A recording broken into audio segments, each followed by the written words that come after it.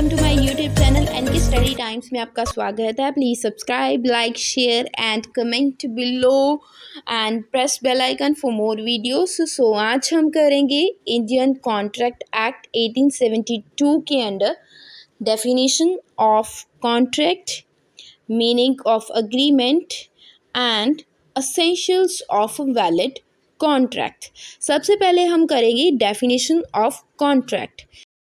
Definition under Indian contract act 1872। सबसे पहले हम देखेंगे कि डेफिनेशन ऑफ कॉन्ट्रैक्ट किस सेक्शन के अंडर फॉल करती है। According to section 2H, an agreement enforceable by law is a contract. जो अग्रीमेंट लॉ की तरफ से इन्फोर्स किया जाता है उसे हम कॉन्ट्रैक्ट कहते हैं। फॉर एग्जाम्पल, एक एग्जाम्पल से हम समझते हैं, an agreement to sell a radio set may be a contract, but an agreement to go to see a movie may be a mere agreement not enforceable by law।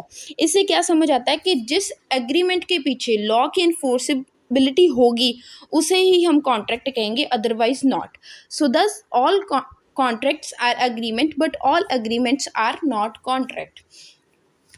जैसे all agreements are not enforceable by law and therefore all agreements are not contract. Some agreements may be enforceable by laws and other are not. So next हम करेंगे definition of agreement. According to section 2E, every promise and every set of promises forming the consideration for each other is an agreement. Consideration का क्या मतलब होता है कि something in return of something। जैसे an agreement consists of reciprocal promises between the two parties। Two parties है, reciprocal promises क्या हो गया, एक दोनों तरफ से प्रॉमिस करते हैं। जैसे फॉर एग्जांपल हम देखते हैं, a promise to deliver his watch to B and in return B promises to pay a sum of 2000 to A. There is said to be an agreement between A and B. A ने promise, अब ए promise कर लेता है कि मैं अपनी watch B को deliver कर दूंगा, बी को इन रिटर्न में उसे 2000 रुपीज़ देने पड़ेंगे, तो ये एक एग्रीमेंट है। अब हम करेंगे एक्सप्लेनेशन। सबसे पहले हम देखेंगे कि कौन से एग्रीमेंट जो कॉन्ट्रैक्ट बन जाते हैं। Only those agreement which satisfy the essential mention in section 10 of the Indian contract act 1872 become a contract. जो एग्रीमेंट सेक्शन 10 के अंडर दिए गए एसेंशियल्स को फुलफिल करते हैं वो कॉन्ट्रैक्ट बन जाते हैं। Salmon says contract is an agreement creating and defining obligation between the parties. Contract जो होता है वो एक एग्रीमेंट होता है जो क्रिएट करता है एंड डिफाइन करता है ऑब्लिगेशन। कौन सी obligations? Legal obligations between the parties. There are two essentials of a contract and agreement, its enforceability at law. जब हम एक कॉन्ट्रैक्ट बनाते हैं सबसे पहले एक बनता है एग्रीमेंट। एग्रीमेंट के पीछे अगर एनफोर्सेबिलिटी होगी लॉ की तो वो एक वैलिड कॉन्ट्रैक्ट बन जाता है जब वो सेक्शन 10 की ऑल एसेंशियल्स को फुलफिल कर लेता है। सो नेक्स्ट हम करेंगे essentials of a valid contract. के ऊपर 20 मार्क्स का क्वेश्चन भी आ जाता है, उसके लिए मैं आपको एक अलग से वीडियो प्रोवाइड करूँगी जिसमें हम ऑल एसेंशियल्स को 10 एसेंशियल्स को अच्छी तरह से एक्सप्लेन करेंगे और उनके केस लॉस करेंगे। नेक्स्ट हम करते हैं essentials needed for a valid. सबसे पहला हमारा पॉइंट है N agreement between the two parties. An agreement is result of the proposal or and offer by one party followed by its acceptance by the other।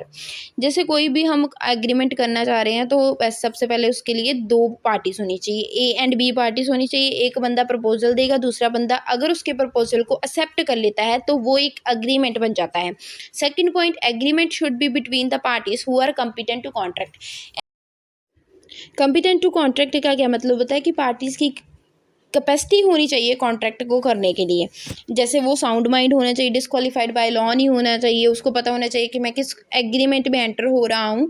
Then next point is there should be a lawful consideration and lawful object in respect of that agreement. जब हम कोई भी agreement करते हैं तो उसका unlawful object नहीं होना चाहिए, लॉफुल ऑब्जेक्ट होना चाहिए, तभी उसको वैलिड एग्रीमेंट माना जाएगा, वैलिड कॉन्ट्रैक्ट माना जाएगा। एक लॉफुल कंसीडरेशन होनी चाहिए उसके पीछे।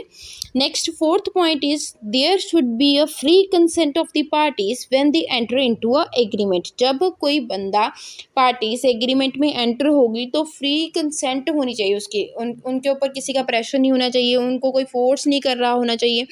तो उनकी फ्री कंसेंट होनी चाहिए एक एग्रीमेंट में एंटर होने के लिए। Then next point is the agreement must not be one which has been expressly declare to be void.